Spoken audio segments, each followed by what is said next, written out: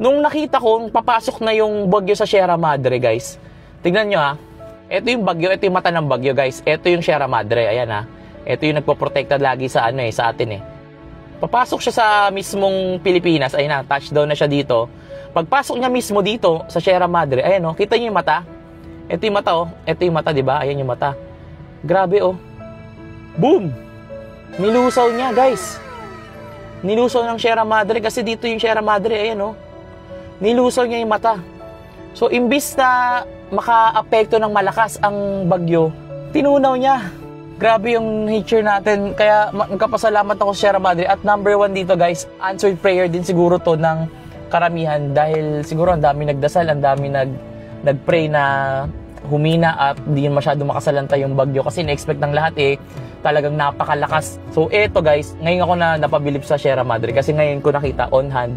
At dati wala akong basihan kung talagang nakakapaghina or nakakatanggal ng bagyo. Hello po, hello po.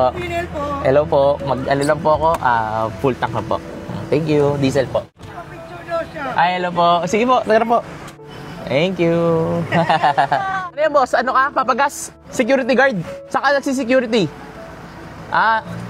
I-full tank mo na rin to, boss. Sama mo na yung full tank. Sama mo na yan, ako nang bahala dyan. Sticker? Halika, sticker, Ikaw, nagpagas ka na? Okay ka na? Nagpagas ka na? Okay.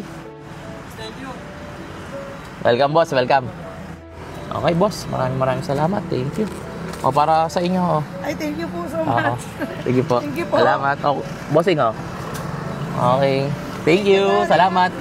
So guys, ayan, magpasalamat tayo unang-una sa lahat sa Lord, kay Lord. O kahit anong relihiyon na pinagdasal nyo na sana hindi ganun kalakas yung bagyo na tumama sa atin. So, thankful dapat tayo sa lahat ng kung ano meron tayo. Sana naman makabawi tayo sa mga mismong naapektuhan ng bagyo. Panalangin ko na sana makabangon po ulit. At lalo na yung sa Cebu, guys, kaplano po kami na makabalik po ulit doon para makatulong doon sa mga nasalanta ng bagyong Tino. Kung makikita nyo, guys, ayan, normal na ulit. Balik ulit sa normal na buhay at tuloy na natin yung pamimigay sa anniversary promo natin ng Jowo Moto Shop. So, abangan nyo guys. Maraming salamat. Thank you for watching and God bless from Jowo Moto Vlog. Mag-ingat po tayo lahat and stay dry. Stay safe po. Peace out.